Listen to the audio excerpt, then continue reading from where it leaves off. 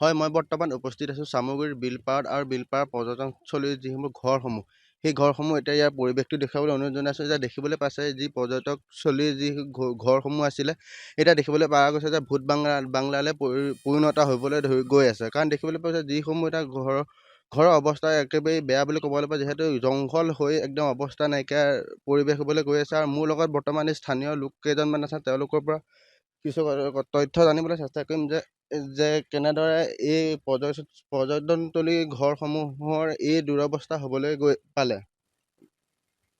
কি ক'বা, যিহেতু দেখিবলৈ পোৱা গৈছে যে এই বিলপাৰ যিসমূহ ঘৰসমূহ আছে এতিয়া। হয়, নমস্কাৰ। একচুৱেলি ঘৰসমূহ জৰ্জৰিত হৈছেই একাংশখিনি, সেইখিনি চৰকাৰৰ প্ৰতি কাকৰ বিনতি যে সেইখিনি চাওক চৰকাৰখনে, আমাৰ মুখ্যমন্ত্ৰী মহোদয়লৈ আৰু আমাৰ যিজন বিধায়ক আছে ডিপ্ল'জন শৰ্মা দাদালো, তেখেতে এখন চাই পেলাই এখন আমাৰ এইখিনি মেৰামতি কৰি দিলে আমাৰ ভাল লাগে, ভাল হ'ব আৰু তাকে সেইখিনি ক'ম আৰু কি। হয়, মোৰ লগত আৰু এজনে লোক আছে, তেওঁৰ পৰা জানিবলৈ চেষ্টা কৰিম। কি ক'ব? হয়, কিনো ক'ম আৰু, গতিকে কৈয়ে আছোঁ। কথা হ'ল কি, বহুত দিন ধৰিয়ে কৈ আছোঁ, কিন্তু কথাটো হ'ল কি, আমি কৈ থাকিলেও নহ'ব আচলতে, যে সেইখিনি কাৰ্যকৰী হ'ব লাগিব। গতিকে এই চামগুৰি বিলপাৰ বুলি ক'লে এটা সময়ত বৰ বিখ্যাত আছিলে, পৰ্যটনস্থলী হিচাপে বিখ্যাত আছিলে। গতিকে অসমে জানিছিল ৰকলেণ্ড বুলি এটা অনুষ্ঠান আছিলে চামগুৰিত, সেইটো আজি কালগ্ৰাসত নাইকিয়া হ'ল।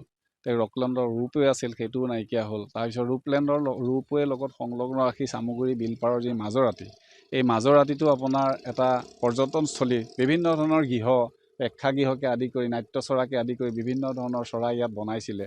গতিকে কালৰ কাষত কি পৰ্যায়ত গৈ পেলাই এইটো পৰ্যায় পালেহি, সেইটো আমি বিশ্লেষণ কৰিবলৈ নাযাওঁ বা নকওঁ। গতিকে কথাটো হ'ল কি, এতিয়া যেনেকেই নহওক, যি কি নহওক, এই বস্তুখিনি আমাৰ এতিয়া ভালকৈ পৰিচালনা হ'ব লাগে, সুন্দৰভাৱে সুকলমে আকৌ বস্তুখিনি বনাই দিব লাগে। আৰু বনাই দিয়াৰ পিছত এটা পৰ্যটনস্থলীলৈ ৰূপান্তৰিত কৰিব লাগে। যিহেতু চামগুৰিবাসী ৰাইজ হিচাপে মই এটাই কথা অনুৰোধ কৰিছোঁ যে স্থানীয় বিধায়ক, যিহেতু আমাৰ দুগৰাকীকেই বিধায়ক আছে, আমি সৌভাগ্যৱান যে আমাৰ বিধায়ক দুজনেই পাইছোঁ বৰ্তমানলৈকে, দুজন আমাৰ নৱনিৰ্বাচিত ডিপ্ল'ৰঞ্জন ডাঙৰীয়া, শৰ্মা ডাঙৰীয়া, তেখেতকো মই অনুৰোধ কৰিছোঁ। আৰু যি পাৰদৰ্শী বিধায়ক আমাৰ জিতু গোস্বামী ডাঙৰীয়া, তেখেতো আহক, আহি চামগুৰি মাজৰাতিলৈ আহক, এপাক আহি পেলাই তেখেতে নিজেই পৰিদৰ্শন কৰক। কৰি পেলাই তেখেতসকলে যদি সম্ভৱ হয়, মই ভাবোঁ সেই পৰ্যটনস্থলীটো পুনৰ আগৰ দৰে নিৰ্মাণ কৰি পেলাই চামগুৰিবাসী ৰাইজৰ লগতে অসমবাসী ৰাইজৰ পৰ্যটনস্থলী হিচাপে যাতে চামগুৰিখন গঢ় দিয়ে, তাৰে কামনা কৰিছোঁ। আৰু সেইটো হ'ব বুলি মই বিশ্বাস আৰু আশা ৰাখিছোঁ চৰকাৰখনৰ প্ৰতি। কিমান ধন্যবাদ। দিনৰ পৰা এনেকুৱা হৈ আছে? এইটো হ'ল আজি প্ৰায় 20 বছৰ হ'ব নেকি, খুব সম্ভৱ 2008-09 বৰ্ষতে এনেকুৱা প্ৰতিষ্ঠা হৈছিল, ইমান মনতো নাই। গতিকে বিভিন্ন কামত অহা যোৱা কৰি থকা হয়, গতিকে সেইকাৰণে ইমান মনত নাই। তথাপিতো 8-9 বৰ্ষতে চাগে এইটো হৈছিলে।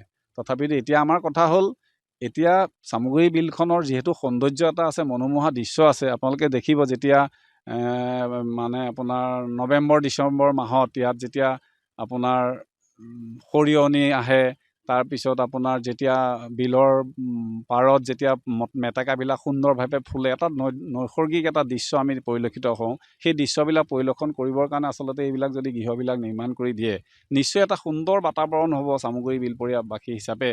আৰু চামগুৰি মানে পৰ্যটনস্থলীটো মই ভাবোঁ যদি সুন্দৰভাৱে গঢ় লৈ দিয়ে, চামগুৰি পৰ্যটনস্থলীটো অসমৰ ভিতৰতে ভাল পৰ্যটনস্থলী হ'ব বুলি মোৰ বিশ্বাস। মোৰ লগত এতিয়া বৰ্তমান আৰু এগৰাকী লোক আছে, তেওঁৰ পৰা জানিবলৈ চেষ্টা কৰিম। কি ক'ব দাদা, যিহেতু দেখিবলৈ পোৱা গৈছে যিটো এটা পৰ্যটনস্থলীটো এতিয়া একদম দুৰৱস্থা হৈ গৈছে। হয়, তেওঁলোকক মানে এটা কথাই ক'ব বিচাৰোঁ চবকে, আমাৰ যোনবিলাক বিধায়ক আছে, যোনটো বিধায়ক, তাকে কওঁ যে আমাৰ এইবিলাক বস্তু আছে, এইকেইটা বনাই দিব লাগে। আৰু ধুনীয়াকৈ বনালে মানুহ ইয়াত আহিব, বহুত পৰ্যটক আহি পেলাই চাই যায়। কিন্তু ইমান লেতেৰা হৈ থকাৰ কাৰণে তেওঁলোক আহে, আকৌ যায়গৈ ৰিটাৰ্ণ লগে। ইয়াত তেনেকুৱা নাথাকেই। কিমান দিনৰ পৰা এনেকুৱা হৈ আছে? মোটামুটিতো 10-12 বছৰ হৈ গ'ল।